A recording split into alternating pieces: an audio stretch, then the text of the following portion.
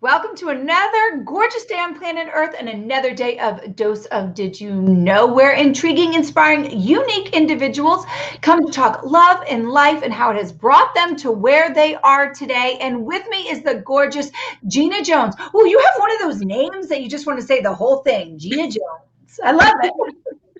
Well, thank you. I inherited that from one of my marriages. Oh, well, there you go. You know, it ended up good, I guess, in some form.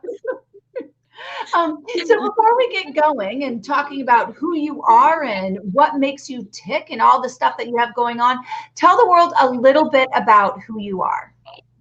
Well, I'm a singer-songwriter, and my passion is singing and more songwriting than singing now. I've been singing forever, but the passion is in songwriting and helping other artists. So I also work as an A&R director at the label that I'm signed on. So multi-purpose. That is quite convenient when you can do those things. How did it happen that you switched from singing to songwriting? Like, did it just kind of naturally, slowly happen, or was it one of those fast Yeah, it moments? was kind of naturally, slowly. I had been writing little things since I was little and shoving it away because my brother was the songwriter of the family. And Hmm. I always said, there's no way I'll write a song, but I was writing things down and putting them away. I didn't even know I was a songwriter. So when I came to Nashville in my 20s, I started, getting the feel of, oh, you have to be a songwriter. Everybody would say that. And when I would sing, I wanted to be a singer. And they would always say that. And I would always say, oh, I'm not a songwriter. My brother does that. And so it ended up that I got started being mentored by some great songwriters, and I am a songwriter, and I'm a hook songwriter. Isn't that funny how we like Yeah, little kids or just young adults or whatever, we create this story of what we are and what we're not, and we categorize ourselves into for these sure. places, and it just kind of sticks with us, and there's really no rhyme or reason behind why we did that. And then it becomes who we are until one day you wake up and you're like, Exactly.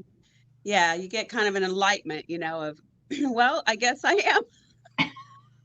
Everybody else kept saying I was. Now you believe it. It's funny. So when you write, are the songs mostly just for yourself to perform and sing? Oh no, hang on one second. There we go. No, I've written so many songs, and we're actively pitching songs and stuff like that for other artists. So I'm always looking for to write for other people. Like for example, Macy Tabor is on the MC1 label, and she's an 18-year-old, and she and I wrote one of her title hits or title tracks that she's coming out with. And then also Tara Townsend, we wrote something that she's going to record. So the list goes on. Yeah. But yeah, I share. I know What? when I write something, I know if it's in my wheelhouse because my wheelhouse is very different. It's kind of like a Miranda, I'm not Miranda Lambert, but sort of in that wheelhouse. There's a certain sound. And so Mm. I know when we write something that I'm supposed to sing versus what someone else. So, Isn't that interesting? You kind of froze. I can hear you perfectly, but I don't see you. Just if there's something on your end. The thing with um, live technology. Well, my friend Travis is watching. He does a lot of, he's like my ride or die in the live events and interviewing, and he knows nothing about country music. So Travis, pay attention and remember these names that she's saying out there. I'm always like educating him, although he has to educate me on like hard metal. So it goes both ways in our world. yeah. Well, can you see me now? No, you're still Oh, no. frozen. Because I can see myself on here. So interesting. I don't know, but here, hold on. Let me Huh. pop out and pop you back in. Okay. Okay. And see if that helps. Well, now it's a black screen, but at least your face isn't frozen. Although I gotta tell you, you had a pretty cute frozen face, so that's really good. Because usually when my face is freeze, it is not good at all. I'm like, Well, really? that's good. Yeah. That's what I look like? This is terrible. Oh my gosh. I've had that happen to me too. So, nowadays everybody's come to Nashville. It doesn't matter what genre they are, because there's so many different labels that they could go on. You know, hip hop, rap, everything is coming here. Really? So that's interesting. Yeah.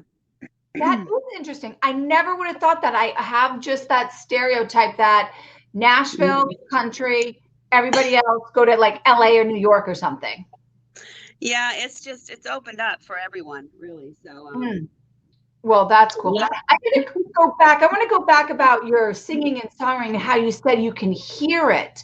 Because that was one of my questions, is when you write something and you know that person's voice, does it change how you write, or do you write it to them, or do you have a piece and then you tweak it to that person?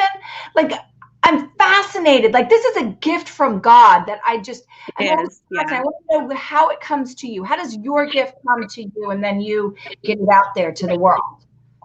Well, it's interesting. I've never had any lessons. I've only had some breathing lessons and phrasing, and that's it. I've never had any lessons. It started coming to me. Music started coming to me when I ended up just picking up a guitar and playing it, not even knowing the chords I was playing. And then as I progressed, I learned the basic chords, which I still play by ear.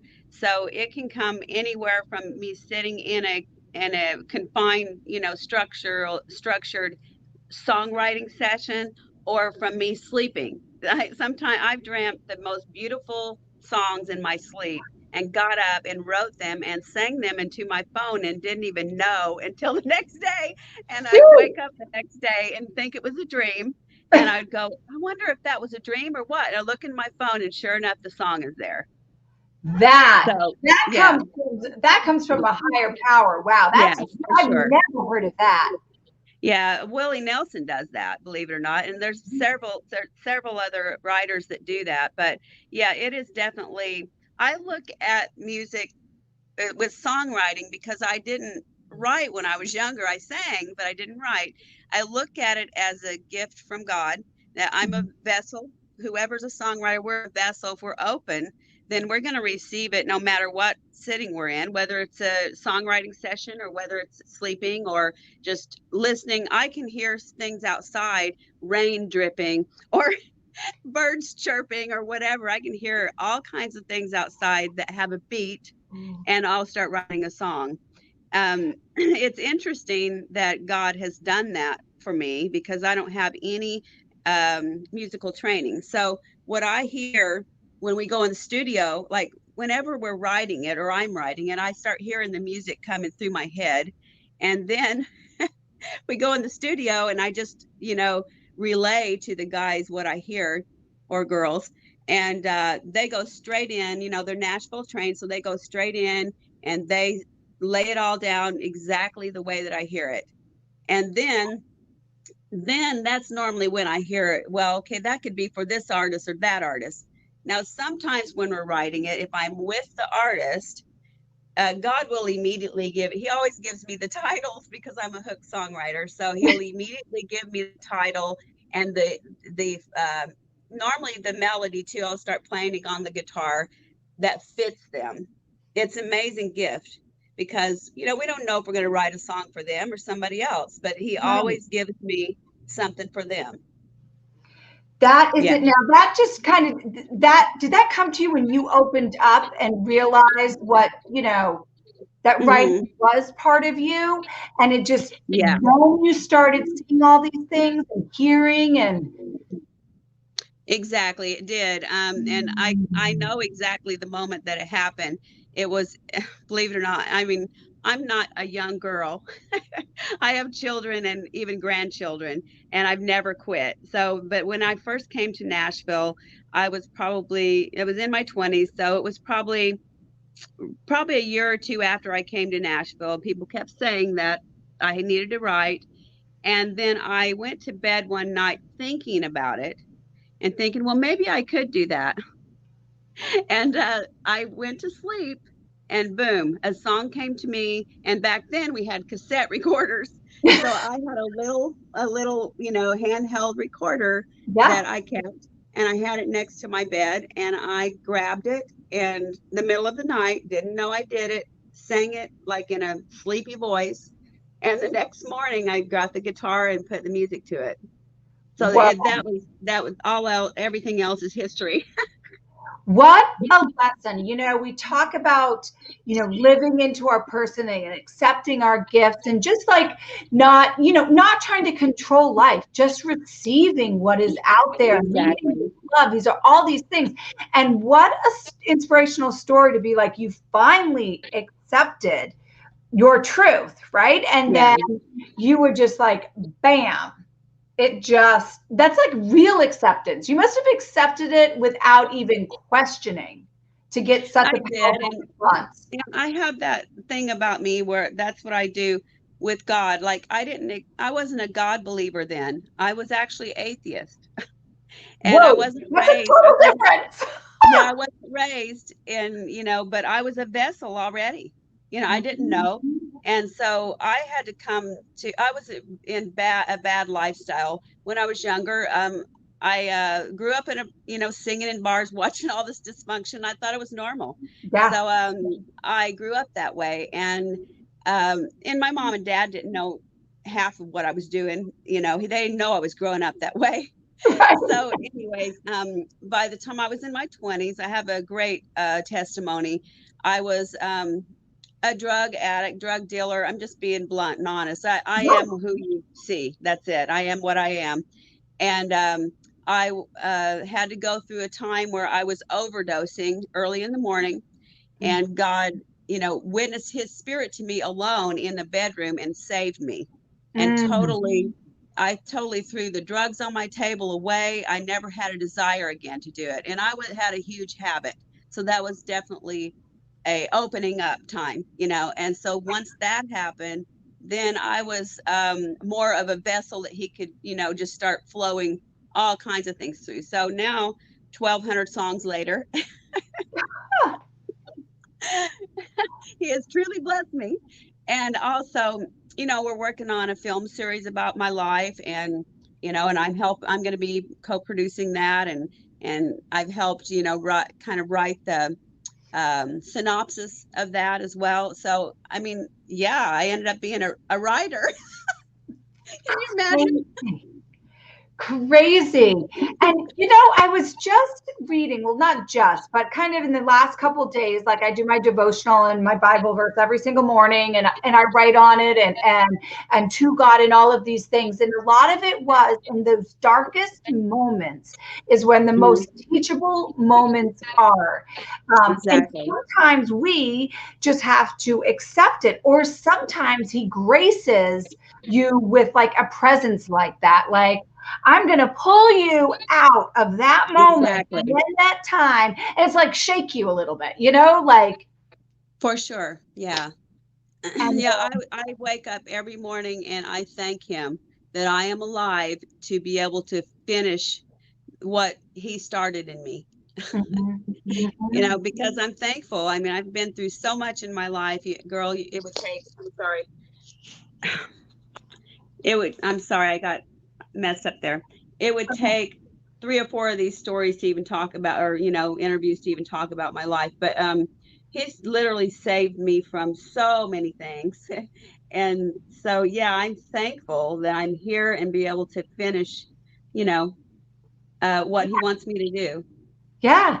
And I can just only imagine those 1,200 songs later, right? They are almost when people hear them, I mean, this is what's just coming to my heart. When people hear them through whoever is singing them, it's a little bit of that blessing and what you've learned given to the world. Yeah. And I write both funny stuff, funny stuff that I've been through or whatever that my attitude is like, or I write anything from funny to about relationship stuff to, Christian worship, just everything you can think of and whatever God gives me. Yeah. Well, he is a man of many different ways. He's not just one category. He's funny. Exactly. He's sarcastic. He's witty. He's giving. Like, so right. I love that you actually write about all of that because that's perfect. Yeah. And, I always tell singer songwriters that most of the time they will get frustrated. They've written 2 or 3 songs and they don't have any way to record them or whatever. And they'll ask me, well, I'm so frustrated. They'll say, I've got two songs I wrote and I have never recorded them. I think I'm just going to quit. And so I always tell them, well, have you ever sang those 2 songs out? And they say, yes, I have. And I always say, well, did somebody come up on one of them and say, I love that song. It made me happy. It made me sad, whatever. And they always say, yeah, I remember the first person that came up to compliment me. And I tell them then, well, that song was written for that first person who came up to you. If the whole world hears it, or if it lies in a box, it accomplished what you wrote it for. What a beautiful visual. Oh, you could take that in so many ways, right? When you Exactly. I mean, walking down the street, when you just smile and something like one of those, I can't believe that just happened, one of those random moments. It's like that. It's supposed to be that way because the ripple of that great moment is carrying on past what you can see. We have to remember that. Exactly. So, I had to get to that point as well. And so, I probably have more than 1,200 songs. Those are probably about how many I have on my BMI, catalog. But a lot of them, again, are lying in a box. Like, and I will go through. It's back when we were writing, with our fingers, not with our phones. And I'll go through them, every now and then when I go to have a writing session. It's like God will whisper to my heart, say, go through those boxes. So I'll go through them and I'll, type into my phone several titles or ideas or whatever, just in case we can draw from that. And we always do. So. Yeah, little whisper. I always feel that there's something, and it's just me. I know everybody's so uniquely and different of how they create and get things off their heart and out into the world. But there's something very powerful for me to take like pencil, not pen, but pencil to paper.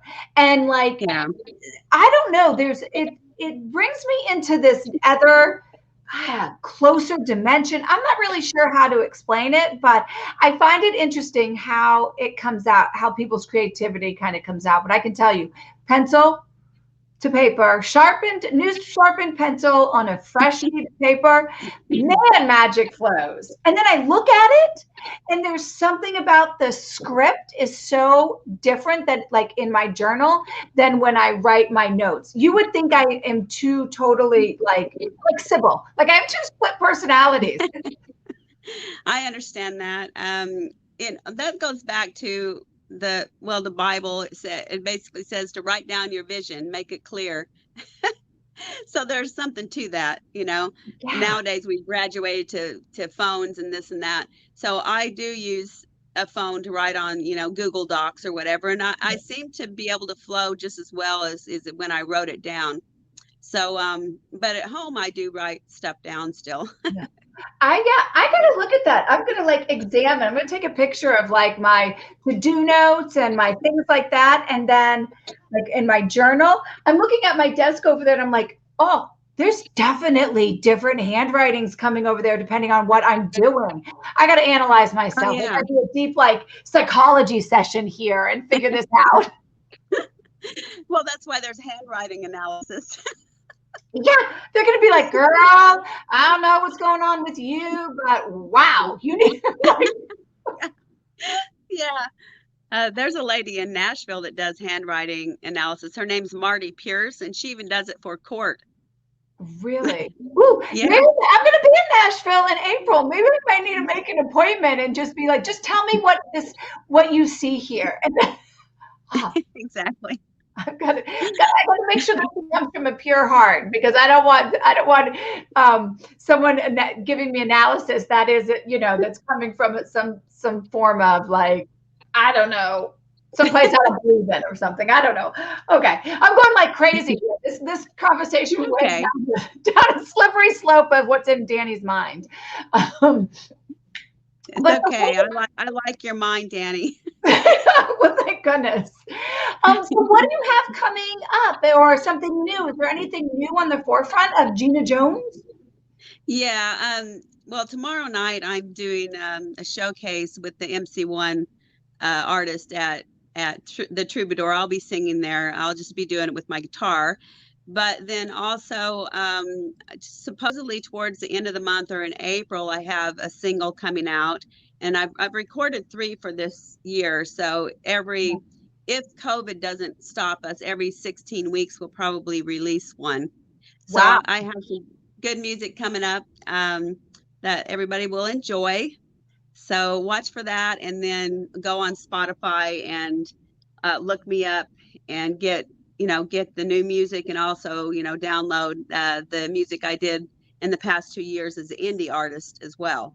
So I'll put the yeah. link right in there. I like to make things easy for people because I like things easy. So if there's a clickable link where it's just one-stop shopping is kind of how I like to put it. Although that's dangerous. Again, one-stop shopping for me, very dangerous. Well, if they can always find me just typing in Gina Jones, singer-songwriter, or else just go into Spotify, this and that, Yeah. Amazon Music, Apple Music. All right. You are everywhere. So before I let you go and you can continue on with your beautiful day, I ask you to answer this last question just with the first thing that comes to your mind. You don't even need to explain it, whatever is on your heart. In this moment right now, Gina, what does love mean to you? Love means to me basically, I'd say family, because all of my life I was the black sheep. So now I'm different, and I'm able to embrace my family, and then my children, and I have grandchildren now. I started being a grandma when I was fairly young, thanks to my son. And now I have as in the Bible they say, a whole quiver full. So yeah, I love the love of the children and the family, I think. Well, that is beautiful. I love your soul. I love your vulnerability in your soul, and just everything that you're doing. You can just really feel that the truth and the power from your words. So thank you for sharing who you are and all the ins and outs, pretty, ugly, they're all beautiful. That's what I always say. All of the things are beautiful within us. The And we good, just, bad, the ugly, and the best. yeah. Thank you so much. I appreciate You're you. so welcome. And to everybody else out there, remember, as always, love hard, love pure, and love proactive. Until next time, take care. Bye-bye. Bye.